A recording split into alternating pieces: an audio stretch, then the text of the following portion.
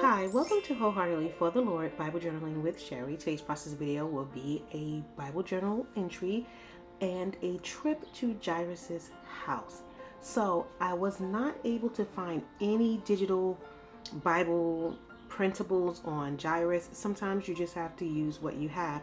So I Googled some images, or no, I went on Canva and I got these images. I looked up like a biblical kind of Middle Eastern house, what it would look like in those times, and just some pictures of like a kind of a cartoon picture, as you can see there, of Jesus and whom I'm going to call Jairus. And I'm going to use my journaling Bible, my interleaved Bible, because I like it because I have a lot of space in it. And I'm also going to journal my kind of notes, thoughts in my little mini garden Bible, which I haven't used in a while. This is my new one. You've seen some of my videos where I do mini garden Bible, which I love, and I learned that, for those of you who are new to my channel, welcome.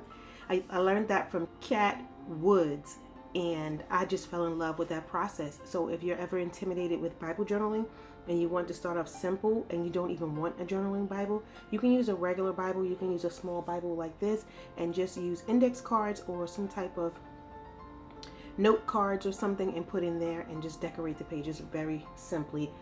There's no major way that you have to do it. So I like doing that, and I like to share that with you guys. Thank you for watching, and remember, if I can Bible journal, so can you. Take care. I am in the Gospel of the Book of Mark, and if you hear my dogs barking, they're outside in the backyard. So my windows are open in the back of my craft room, so you can probably hear them barking at the dogs from probably down the street. Anyway, so I also typed up the word only believe, two important words that I'll be explaining as I journal, and then I'm just getting some little extra cards here to kind of add to the page. It's not much on this page, so it's very simple, very easy. It doesn't have to be anything major. All of this was free, so you don't have to buy digitals. You know I love digitals, but you don't have to spend any money. You can really use dollar store items. You can use anything, things in your home, whatever you can if you want to. You don't have to use decor at all. You can just highlight and write notes and put sticky notes in it. It doesn't matter. Whatever works for you works fine. And so I am in the book of Mark, and I'm going to read several verses. Mark chapter 5 verse 22, and I am in the New Living Translation, and it reads, "Then a leader of the local synagogue, whose name was Jairus, arrived. When he saw Jesus, he fell at his feet, pleading fervently with him. 'My little daughter is dying,' he said. 'Please come and lay your hands on her, heal her so she can live.' Jesus went with him, and all the people followed, crowding around him." Something happened between going from Jairus to Jairus' house. He meets the woman with the issue of blood. But once he's finished with healing her, verse 35 picks up and says, "While he was still speaking to her, messengers arrived from the house of Jairus, the leader of the synagogue. They told him, 'Your daughter is dead. There's no use troubling the teacher now.' But Jesus overheard them and said to Jairus, 'Don't be afraid, just have faith.' Then Jesus stopped the crowd and wouldn't let anyone go with him except Peter, James, and John, the brother of James. When they came to the home of the synagogue leader, Jesus saw much commotion and weeping and wailing.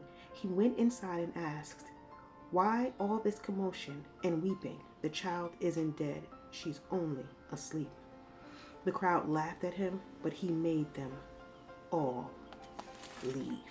I like the way the King James Version reads, and it says, "Be not afraid, only believe." I was inspired to share this video with you because I have been teaching my Sunday school class. We have been talking about problems and the fact that we have been misled and misinformed that when you get saved that everything's supposed to be okay and peaches and cream, and we just got sold a bit of goods, and we found out that the things that were told to us didn't happen, and it wasn't so, and things like that. And so anyway, I was just explaining how God doesn't see our problem as a problem. It's an opportunity for him to introduce himself to us intimately. And one of the main things that God would like to do with us and for us in what we would call a problem is he wants us to maintain our faith in spite of them. Because the Bible says that in this world, Jesus said it, you will have tribulation. But be of good cheer, for I have overcome the world. We are going to have problems, situations, issues, trials, and tribulations. That's life that comes with being human. We are not exempt from it. We can't escape from it. And I want us to use our spiritual imagination. And when he meets Jairus, Jairus is desperate. Imagine being a parent, and you guys could bear witness if you're a parent. Your child is sick. You don't know what to do. Your last resort. Here's Jairus. He's heard of Jesus. Now, this is a man who's a leader of the synagogue, so he has prominent position in the community. However, his position, his prominence, his idea of God, his religious rites and ceremonies did nothing for his faith, did nothing for the situation that he was encountering with his daughter. He was desperate. And I'm sure he had heard of Jesus. Miracles, what Jesus has done. As a matter of fact, when he met Jesus, Jesus had just performed a miracle.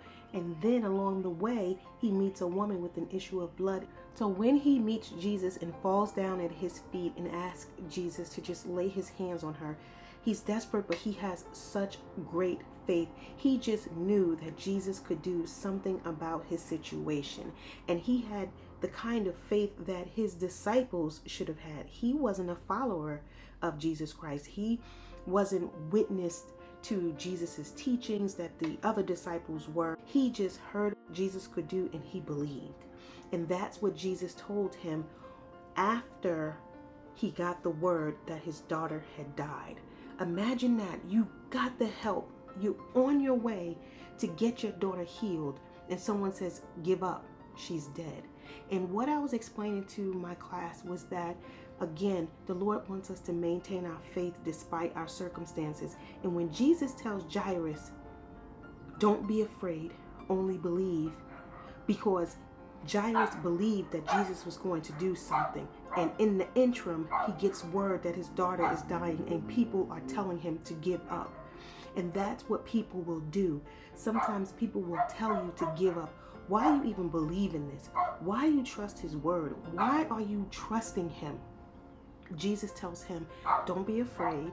He always speaks to our fear.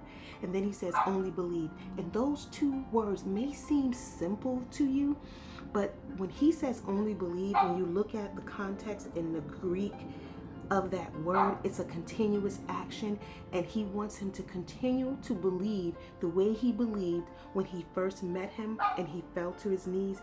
Keep that kind of belief. Don't give up. Just tells him to come on, focus, look at me, hear what I'm saying. Don't listen to what they're saying. Only believe. That is my encouragement to you, and for me, definitely is blessed me so much. Remember Jairus. Remember the kind of faith that he had. Do not be afraid, whatever your circumstances are. Only believe. Trust him that he's going to move and he's going to work according to his divine plan, and he always knows what's best. Thank you for watching, and I hope you were inspired and encouraged by this video. Take care.